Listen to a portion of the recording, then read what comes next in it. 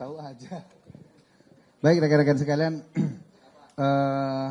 sebelumnya saya ini dulu, sebelum saya jawab pertanyaan tadi yang mempertanyakan ada salah satu tersangka dari kasus dugaan ijazah palsu yang sedang kami tangani. Salah satu tersangka hari ini ada di Polda Metro Jaya. Sebelum itu saya mohon maaf, kami tadi saat rilis lupa mengucapkan terima kasih kepada jajaran Pak izin pada teman-teman dari LPSK juga yang selama ini sudah berkolaborasi dan mendukung kami dalam proses pelaksanaan penyidikan yang kami lakukan. Terima kasih. Mudah-mudahan ke depan kolaborasi ini terus meningkat dan menjadi satu energi positif bagi para penyidik kami di lapangan, Pak. Terima kasih, Pak. Kami sampaikan rekan-rekan sekalian, tadi dipertanyakan ada salah satu tersangka dugaan pencemaran nama baik yang sedang kami tangani. Memang betul, salah satu tersangka RHS bersama dengan pengacaranya, dengan lawyernya, hari ini datang ke kami mempertanyakan perkembangan surat yang pernah diajukan oleh yang bersangkutan. Jadi yang beberapa hari yang lalu atau seminggu yang lalu yang bersangkutan saudara RHS ini bersama dengan pengacaranya menyampaikan permohonan fasilitasi restoratif justice kepada penyidik.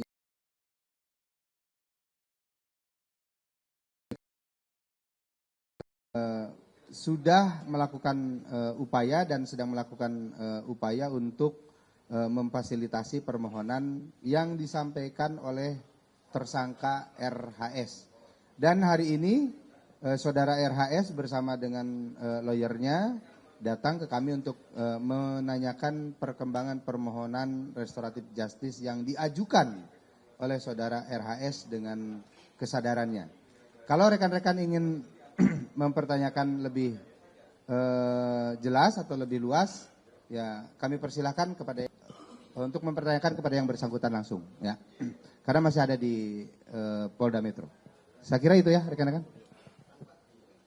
Sekalian selamat sore ya, udah jam 3. Jadi kami ada di Polda ini hari ini tentu pasti ada urusan, ya ada urusan apa tentu berkaitan dengan proses hukum atau proses penyidikan yang ada di Polda Metro Jaya yang menyangkut RRT, Roy Risman dan Tipa. Untuk apa? Tentu adalah kita pengen kepastian tentang posisi perkara kita di mana.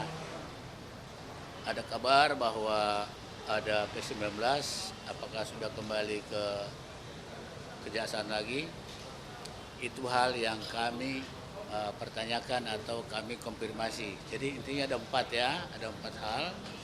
Satu, memang sampai sekarang kewajiban klien kami ini, Rismon, Roy dan Tiba itu masih wajib lapor. Ini sampai kapan wajib lapornya kita juga tidak tahu. Untuk itulah kita tahu kepastian. Kenapa? Karena ini mau menjelang Lebaran, tinggal 2 minggu lagi kalau nggak salah ya.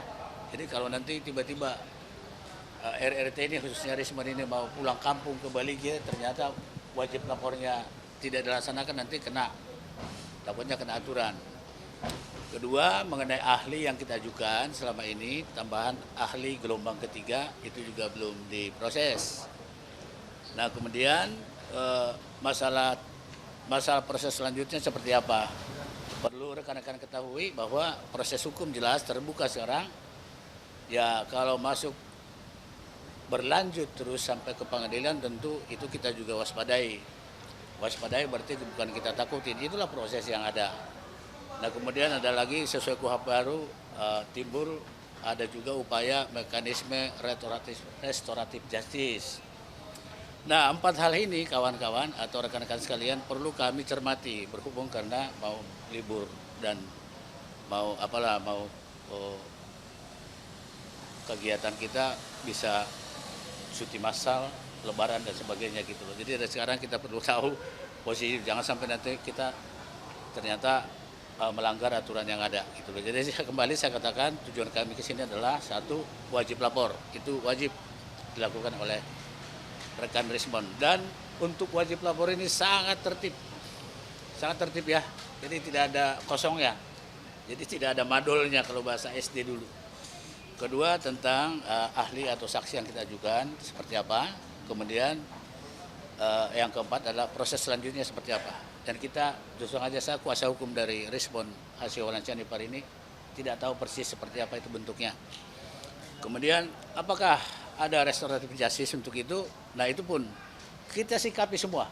Yang mana yang paling menguntungkan, kalau saya dari segi kuasa hukum dari Rismon Hasio Walansia Nipar ini, yang mana itu yang paling menguntungkan, yang mana itu paling mempersingkat, yang mana itu lebih mempermudah proses ini agar tidak berlarut-larut. Jangan lupa, laporan Pak Joko Widodo itu 30 April. Sekarang sudah tanggal berapa hari ini? Tanggal 11 ya, saya ingat tanggal 11 Maret. Tinggal berapa hari lagi itu genap 1 tahun. Artinya satu lebaran sudah mau dilewati. Nah oleh sebab itu, kami bolak-balik ke Polda ini untuk kepastian itu. Jadi untuk kepastian dari status hukum dari Rismon, Roy dan Tipa. Kalaupun yang berdua tidak hadir hari ini, karena tetap tergabung dalam RRT ya. Jadi kalau kami bicara RRT ya, khususnya yang ada hari ini adalah Rismon Hasio Walansia Nipar. Mungkin rekan yang dua, mungkin ada acara yang lain. Tapi artinya kami tetap berbicara atas nama RRT. Saya pikir itu ya rekan-rekan ya yang perlu ditunggu berita yang terupdate hari ini tanggal 11 Maret tahun 2026, kepentingan yang ada di sini. Nah jika ada pertanyaan dari rekan-rekan sekalian, boleh, tapi mungkin sedikit statement dari rekan yang ditunggu-tunggu. Silakan.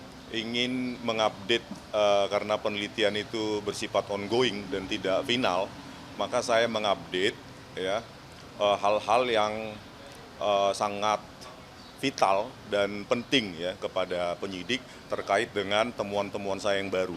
Jadi perlu diketahui bahwa RRT ini disatukan dalam sebuah simbol RRT, tetapi di dalam kerja-kerja penelitian itu kami berbeda dan independen. Saya tidak dipengaruhi oleh Pak Roy Suryo maupun tidak dipengaruhi oleh Bu Tifa. Oleh karena itu temuan-temuan baru saya terkait dengan 3 variabel, yaitu dalam pengolahan citra digital, translasi, rotasi maupun pencahayaan, itu ada temuan-temuan baru. Nah itu saya ungkapkan kepada penyidik gitu ya. Nanti proses ke depannya bagaimana, tetapi sebagai peneliti kita harus berdasarkan bukan suka atau tidak suka, benci atau tidak benci, berteman atau tidak berteman, tetapi berdasarkan temuan-temuan kita yang bisa dipertanggungjawabkan secara ilmiah. Dan temuan-temuan itu bersifat ongoing. Nah, saya sampaikan temuan akhir saya kepada penyidik.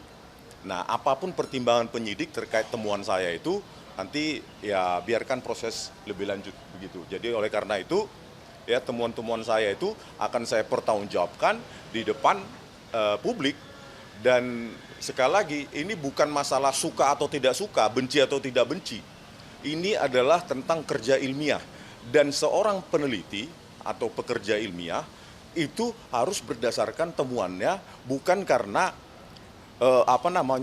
karena saya tidak suka sama situ gitu. Jadi karena sifatnya yang ongoing dan terus berkelanjutan, maka saya laporkan kepada penyidik, inilah temuan saya. Itu. Nah, temuan saya bisa jadi berkebalikan dengan simpulan-simpulan yang saya sebut dalam Jokowi's White Paper, gitu, Bang. Ya nanti akan saya sampaikan kepada penyidik, tetapi kan yang paling penting saya sampaikan dulu bahwa kerja ilmiah saya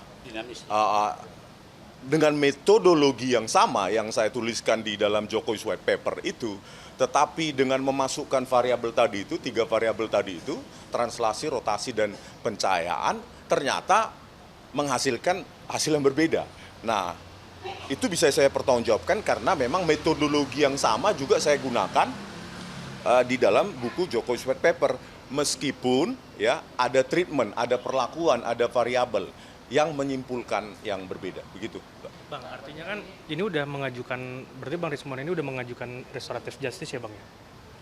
Itu masih masih jauh dari pengacara saya mungkin yang bisa menjawab, tetapi kan begini, saya sebagai peneliti itu menyampaikan apa adanya, terlepas dari sorak-sorai, dukungan atau hinaan, tetapi kita harus bekerja berdasarkan objektivitas penelitian, dan itu harus bisa dipertanggungjawabkan, bukan secara verbal dinarasikan tanpa pertanggungjawaban ilmiah. Ini yang kita edukasi publik, gitu loh, bahwa ya penelitian itu ya seperti itu ya, saya sampaikan kepada penyidik.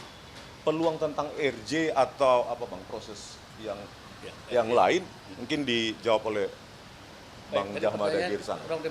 Karena tadi kan Polda Metro Jaya juga sudah menyampaikan bahwa salah satu tersangka yaitu Bang Rismon mengajukan restoratif justice. Itu apakah? Ya, jadi saya mau klarifikasi ya. Tadi saya katakan di KUHP baru kita khususnya, kalau ada pertanyaannya langsung to the point ke mekanisme restoratif justice itu terbuka. Tapi selain itu juga secara on track hukum P19 kemudian kembali dan selanjutnya pelimpahan ke persidangan juga terbuka. Nah untuk itulah kami terus melakukan katakanlah mendapatkan informasi yang terupdate dengan penyidik Polda Metro Jaya yang sangat bersahabat dengan kami. Ya kalau kami tidak diterima juga datang ke sini kan percuma. Nah oleh sebab itu penjawab pertanyaan Anda adalah itu terbuka. Itu terbuka. Masalah prosesnya nanti tentu ada di KUHP. Ya ada pertama tentu pengajuan surat dari dalam hal ini Rismon dalam posisi tersangka saat ini ya. Dia mengajukan surat gitu loh. Kemudian diproses dan perjanjian sesuai dengan pasal 79 KUHP yang baru lah. Ada syarat-syaratnya itu kan. Jadi kalau pertanyaannya seperti itu, kalau saya selain advokat juga selaku mediator, saya suka itu. Saya kan advokat, kurator, mediator, RR semua belakang saya, pangkat saya. Jadi kalau disebut apakah ada restoratif justice atau perdamaian lah bahasa lamanya ya, terbuka banget. Jadi 4 poin tadi terbuka. Ya 2 lah ya khususnya ya. Proses lanjut ke pengadilan terbuka juga. Proses restoratif justice terbuka juga. Menurut saya posisinya sekarang benar 50-50. Untuk itulah kami perlu lagi mendapat informasi dari penyidik. Tentu penyidik yang paling tahu. Ya penyidik dalam hal ini sesuai KUHP baru juga harus aktif. Nggak boleh lagi seperti KUHP lama. Begitu kita bicara perdamaian atau restoratif justice, biasanya kalau KUHP lama itu biasanya mereka kami nggak mau tahu gitu. Kalau KUHP yang baru, kawan-kawan itu sangat menganut dan sangat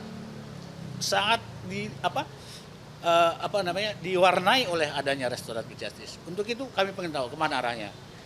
Jadi sesuai dengan penjelasan dari klien kami Rismon Syarifar, penelitiannya juga dinamis ya.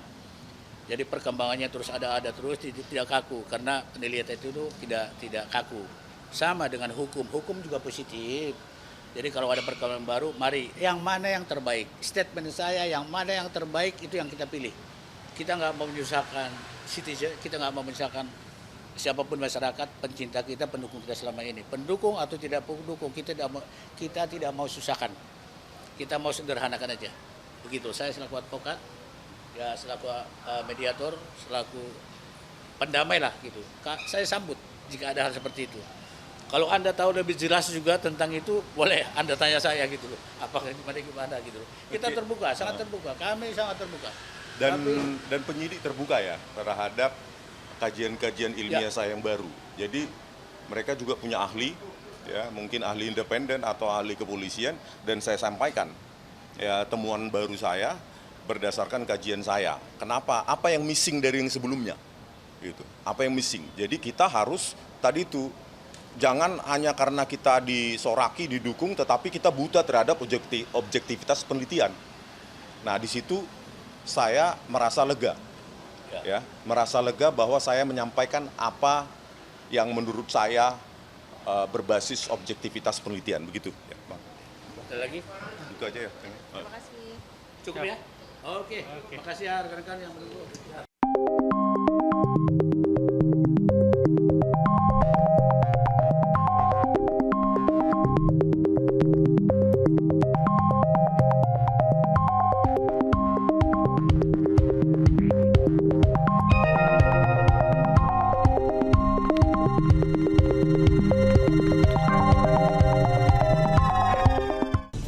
Kebenaran informasi dan akurasi adalah komitmen kami.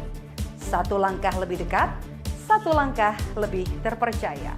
Saksikan Kompas Petang di Kompas TV, channel 11 di televisi Anda.